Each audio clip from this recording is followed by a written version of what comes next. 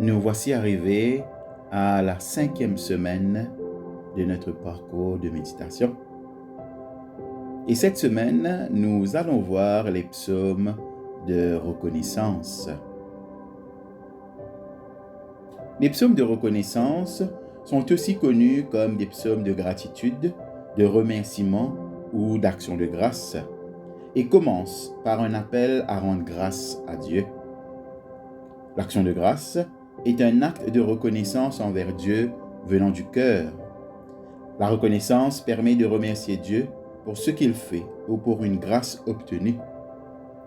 Au-delà d'une simple prière, l'action de grâce est aussi une conversion de cœur pour le chrétien qui, à travers elle, peut connaître la joie profonde.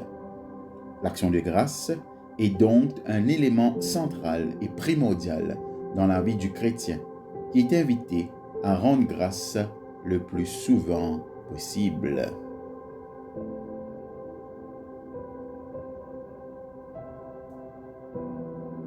En ce premier jour de la 5e semaine, nous allons voir le psaume 9.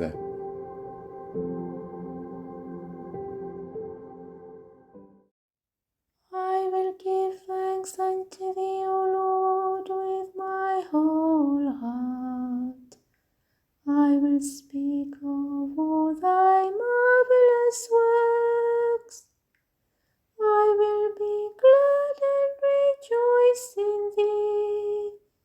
Yea, my songs will I make of thy name, O thou most highest. While mine enemies are driven back, they shall fall and perish at thy presence. For thou hast maintained my right and my cause.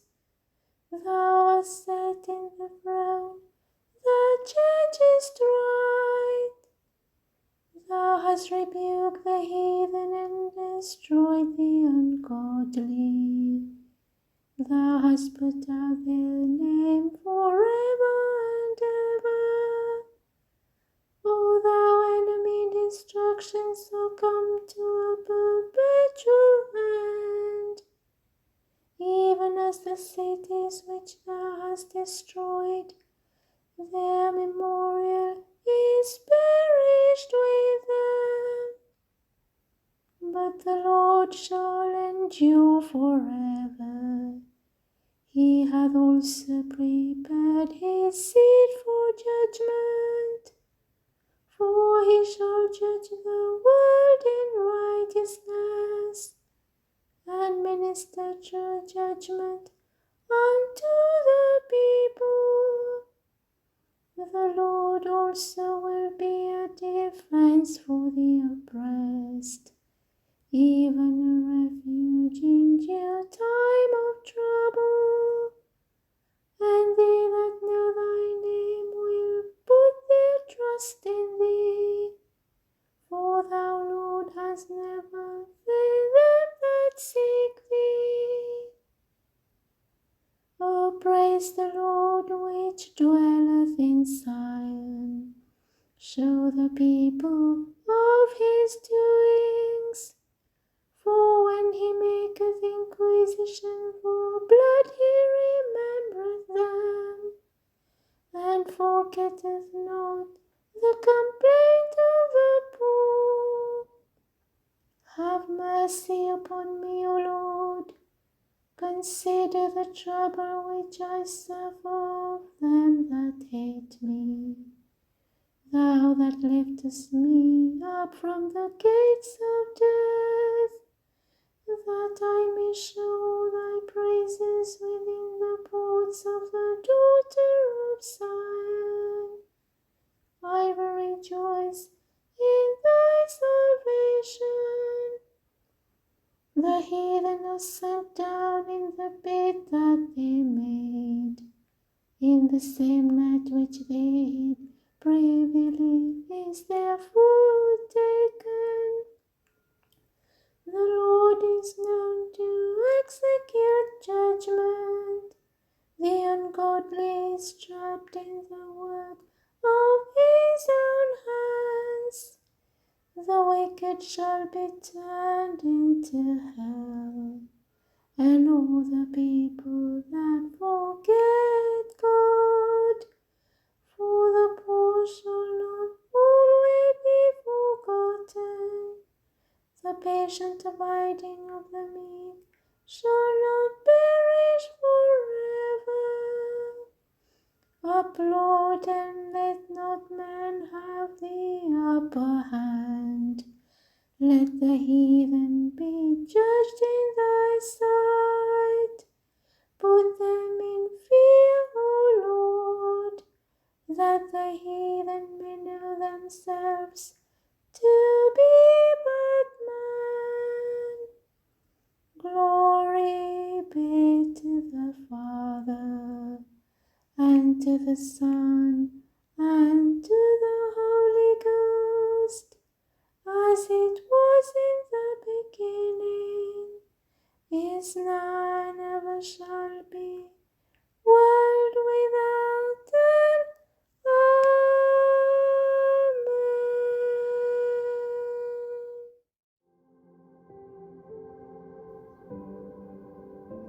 Le psaume 9 est un trésor d'encouragement et de puissance qui s'adresse directement au cœur. Ce psaume célèbre la justice et la fidélité de Dieu, des thèmes qui résonnent profondément chez les croyants qui cherchent une marche plus étroite avec le Seigneur.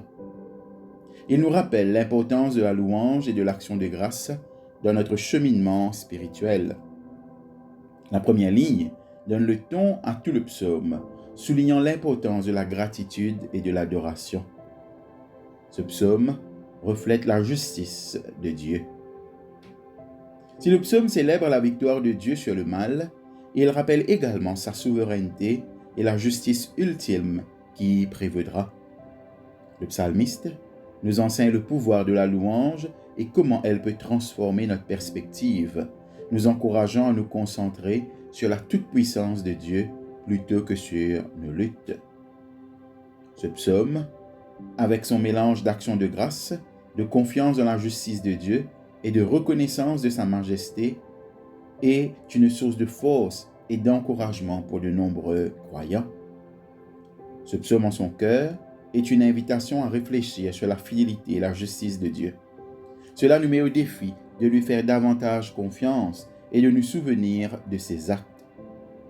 Cela nous fait repenser notre propre cheminement de foi. Avons-nous reconnu les actes de justice et de fidélité de Dieu dans notre vie? C'est quelque chose qui mérite réflexion. La justice de Dieu n'est pas seulement une question de punition. Il s'agit de remettre les choses à plat. Et sa fidélité, c'est la garantie qu'il est avec nous contre vents et marées. Appliquer le psaume 9 aujourd'hui implique se tourner vers Dieu avec louange et action de grâce, quelle que soit notre situation. Il s'agit de reconnaître sa souveraineté et de trouver la paix dans ses promesses. En intégrant ces pratiques à notre vie, nous nous rapprocherons de Dieu, même au milieu de l'agitation de la vie moderne.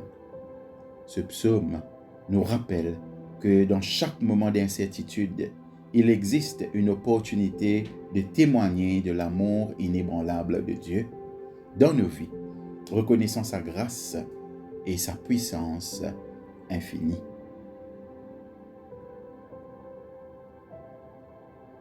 Prions.